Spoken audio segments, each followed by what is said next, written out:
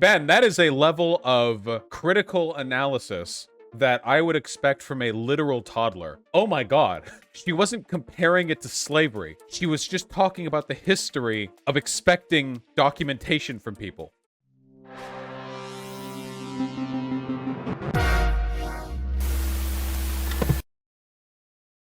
The left will eat the left over this.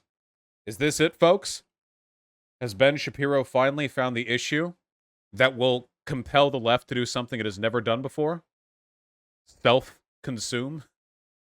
Auto-cannibalize? Perhaps. During slavery, post-slavery, we want to make sure that we are not doing anything that would further create a barrier for residents. Get ready, gang, because that is going to be the left's line, and it's going to be fun to watch the left eat the left. And the truth is that the... Wait, hold on. Is Ben okay? That was a bit of a Kubrick stare, wasn't it? That was... Ben, you're spooking me a little bit. Look at... And the truth is that the lack of understanding of basic human behavior by the media is pretty astonishing. And the willingness to believe the myth that the only people who are not vaccinating at this point are kooky Fox News watchers. That's also really weird. We'll get to that in just 1 second, because there is one, it's the clip of the day. Okay, it is from a Boston mayor. Her name is Kim Janey. Okay, she's the black interim mayor because she took the place of somebody who joined the Biden administration. And this black Democratic mayor of Boston is saying things about vaccine mandates that are significantly wilder than anything Republicans are saying, but I don't see Joe Biden attacking her. Hit me up. And there's a reason for that, and it's openly political. Now, you may have noticed that Joe Biden is attacking Ron DeSantis and Greg Abbott and only Republican governors, but... Hasn't Ron DeSantis... So first of all, Ron DeSantis, I'm pretty sure, would actually start building death camps if he was president, and he's one of the front runners for the next presidential race. Hasn't his approval plummeted recently now that Florida is literally being torn apart by COVID, like more so than it was before? Ron DeSantis approval. That's the governor of Florida. Yeah, Ron DeSantis' approval tanks as COVID Delta variant ravages Florida. Yikes! His approval rating tumbled to 43.7% in a new poll published on Wednesday. Well, where was it? So the disapproval is now 48.3%. Oh, and in May, his approval was 55%. Wow. It dropped by nearly 12 percentage points. That is pretty significant. Yikes. How's, hold on. How are we doing, Florida? Oh, no. Oh, no, no, no, no, no. Oh, man. Some of these day averages, or these new cases, look. Oh, my God. And it's still going up. Yikes. That's not good. Florida's one of the worst states for COVID. Yeah, it's pretty bad. Whew. Good luck out there. What's weird is that there are some Democrats who are pretty darned hesitant about things like vaccine mandates and vaccine passports. One of those people is the... What? Okay, so just to get ahead of the narrative that Ben Shapiro is trying to push here, that Democrats are being partisan and pretending that only Republicans are anti-vax, just a second. Approval of vaccines by political party. All right, Pew Research, help me out. Politico. The partisan divide. Come on, give me some data here. Here we go. Oh, okay, this actually points to what Ben Shapiro is saying. Percent who say they are unsure or who will not take the COVID-19 vaccine. Wait, this is from February 25th. Can somebody find me a more recent poll? White Dems are super likely to take it, and white GOP are quite unlikely to take it. And black and Hispanic demographics are in the midline between the two. Let me see if I can find some more recent polling. Can we, when is this from? This is, okay, here we go. This is from July. Here we go. This is good enough. Whites and Republicans dominate the definitely not getting the vaccine group, while wait and see is disproportionately black and Hispanic. So for definitely not get the vaccine, Democrats represent just 18%, whereas Republicans represent 58%, which is a pretty wild distinction there. Yikers. And on average, white people are by far the most likely to definitely not get the vaccine because they represent the vast majority of the Republican Party. Yeah, more data to confirm that. One of the trends that you will definitely see, however, is that Black and Hispanic populations are not as likely to be willing to get the vaccine as like white Democrats. And there's a reason for that, and I'll talk about that soon. Current mayor of Boston, a woman named Kim Janey, she, of course, took over for the former mayor, Marty Walsh, who left to become Secretary of Labor under Joe Biden. She is currently running for a full term. And Kim Janey, she got pretty damn spicy about all of this. She got very, very angry, I think rightly so, about some of the vaccine mandate stuff. But she's using language that is very, I mean, when I say spicy, I'm talking about like she took out like the full package of pepper and just... She said the N-word. I mean, she called Biden the R slur. You know, I was quivering in my boots when I saw this little segment of hers. Let me tell you, I didn't even know some of these slurs. There was anti-Semitism in there. I got caught in the crossfire. Tossed it right on top of this. Here was Kim Janey, the mayor of Boston, a hardcore Democrat. She called Biden a cracker. There's a long history in this country of people needing to show their papers during slavery, post-slavery, as recent as, what an immigrant population has to go through here. We heard Trump with the birth certificate nonsense. Here, we want to make sure that we are not doing anything that would further create a barrier for residents. Okay, and this is my favorite. She says, wait, that's it? Wait, that's spicy? Wait, Ben is like, listen, okay? If you've got a heart condition, you need to turn down the volume on this clip, okay? Because this is getting wild up in here. Is it spicy because it's a black woman saying it? I don't know. Like, where is it coming from? Anything that would further create a barrier for residents of Boston or disproportionately impact BIPOC communities. BIPOC communities are people of color. Okay. I have never heard it pronounced BIPOC, by the way. That is new to me. I've never heard that, but you go off, Ben. So she's now comparing vaccine passports to slavery. Wow. Ben, that is a level of critical analysis that I would expect from a literal toddler. Oh my God.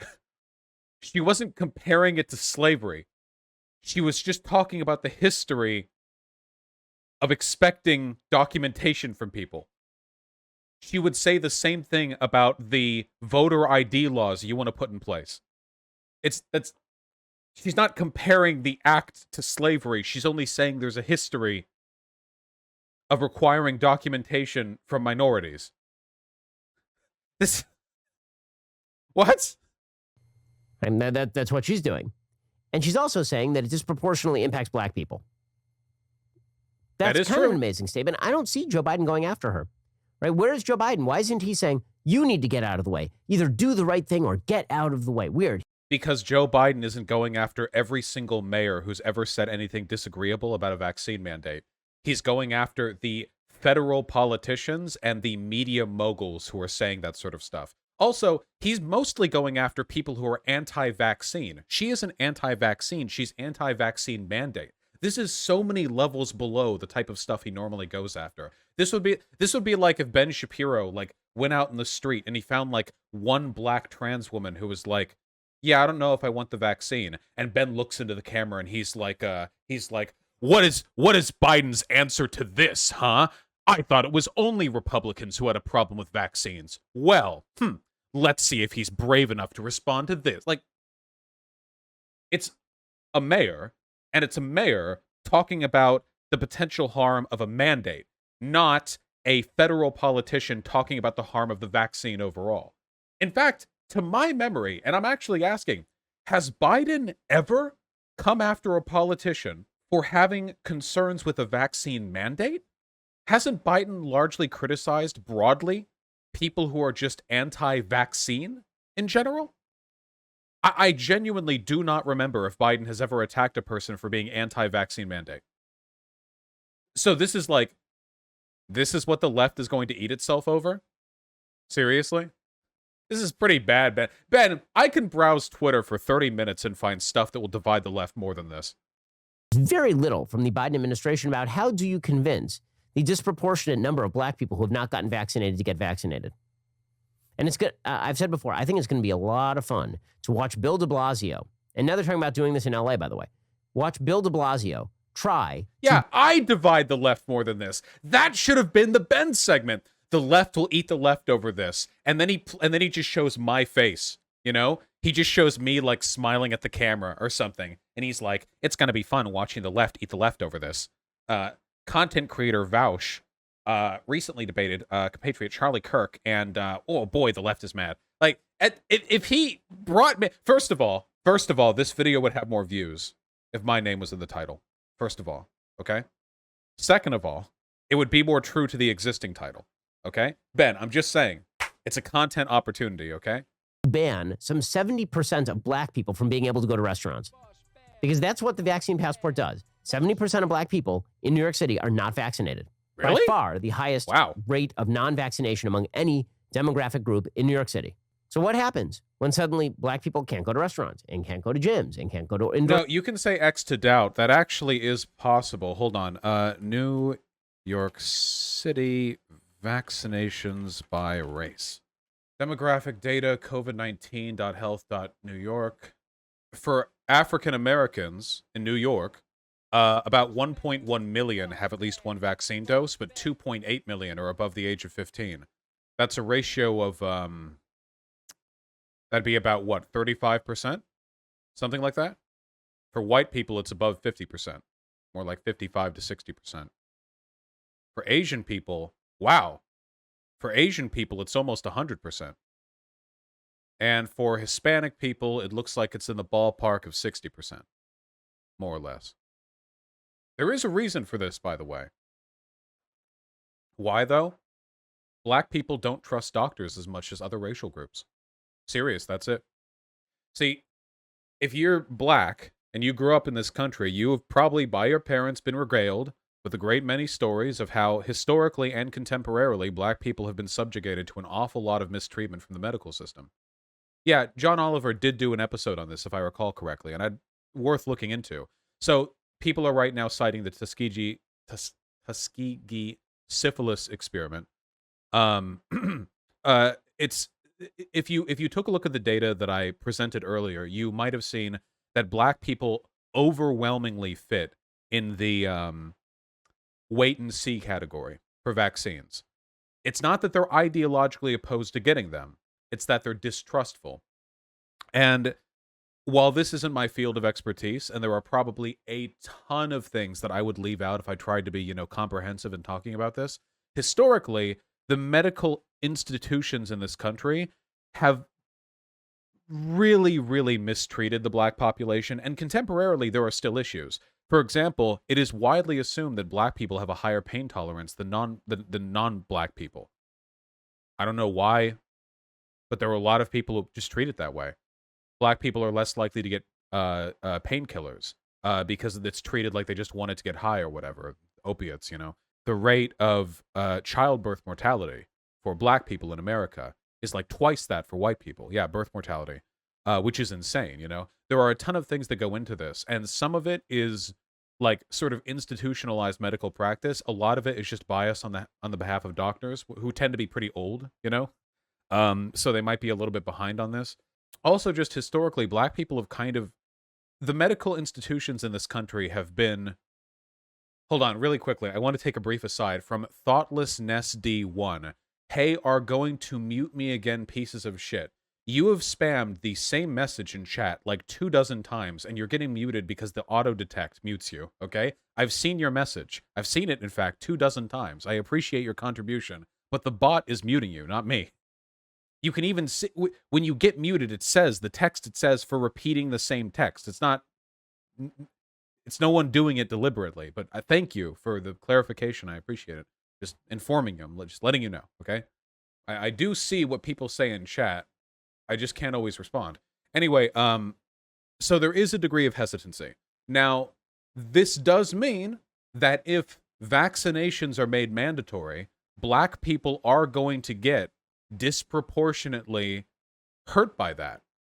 Now, there are some Republicans who say, wow, Aren't you doing exactly what you say we're going to do with voter ID laws? That by implementing a necessary requirement before participating in essential civic functions, you're disproportionately targeting black people? And to that, I have an answer. What's the answer, chat? One of you has already gotten it, but I want to see more of you get it. Vaccines are free. That's it. Vaccines are free. You can get them for free. If vaccines cost a single human being dollar, I would not advocate for vaccine requirements. But they do not. They cost $0 human dollars.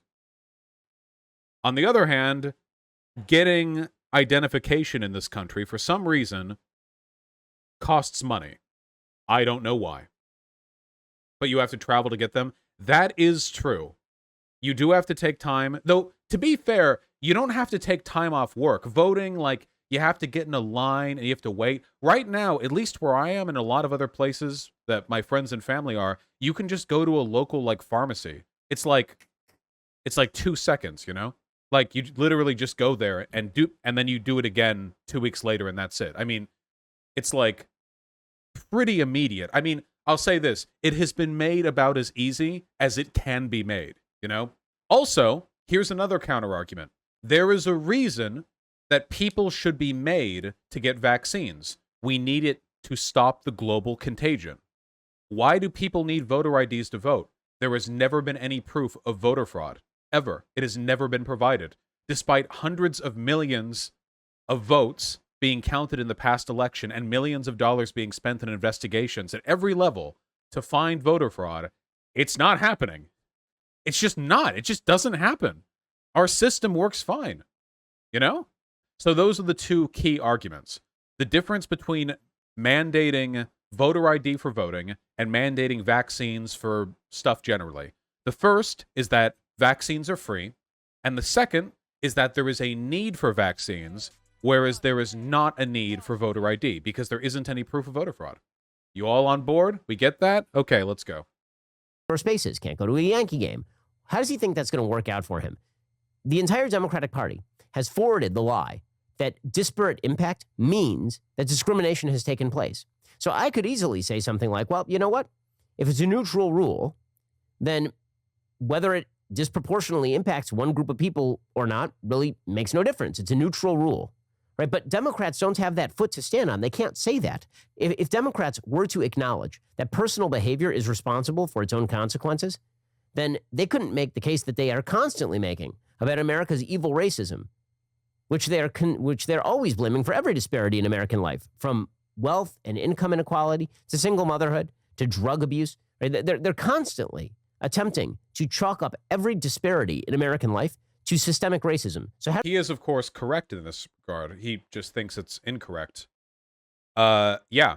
Between large population groups, disparate outcomes has to be evidence of one of two things, or both. Disparate environments or disparate genetics. Those are the only two things that can affect people's behavior. Genetics and environment. That's it. Nature and nurture. So if you're like me, and you believe that black people are genetically on par with us with regards to intelligence and ability to participate in society, it must be an environmental difference. And it's not exactly hard to imagine that environmental differences for black people have been cultivated in such a way as to disadvantage them. How do they run away from this one exactly? That's what I find so amusing here. When Kim Janey says that any policy that disproportionately impacts BIPOC communities must, of course, be discriminatory. I hate that. BIPOC. And she's talking about vaccine passports. Get ready, gang, because that is going to be the left's line, and it's going to be fun to watch the left eat the left. I hope you enjoyed that clip from the... I'm still mad that we didn't get anything spicy. No wonder he had to play this clip up so much. This was like the most measured, level-headed... Am I reaching a little bit if I say that it almost feels a little bit racist? Like, this is spicy? Because this was like a totally well-reasoned, moderately spoken point of view, you know? I don't know. I mean, it could be. I can't prove that already. It's just weird, you know. Like, I don't know. I don't know. It's probably it might not be that. I don't know. Not that Ben Shapiro has a particularly good track record with convincing me and everybody else that he isn't racist. You really should read his book sometime if you can find a PDF to torrent online or something. Those book the oh god. Or you know what? much as I disagree with some of the stuff that they say, go watch the Chapo Trap House video where they read segments from his book. Oh my god. Oh my god. It is unbelievable. It is incredible. Now that was spicy. That was good. Ben literally did the same thing with his sassy SJW attacks Ben video. The person was also a black woman, and it was literally more mild even than this one. Yeah. It is a common thing that is done to ascribe spiciness, you know, to people of color, especially women of color. I think when they talk, women of color get so much shit whenever they disagree with anyone. I would hate to be a black woman just because anytime I got angry over anything, people would get so fucking patronizing about it. Oh my god, I could not imagine having to deal with that, you know? Anytime, like, just even the mild frustration, and people are like, oh, the angry black woman. Like, oh, fuck you, you know?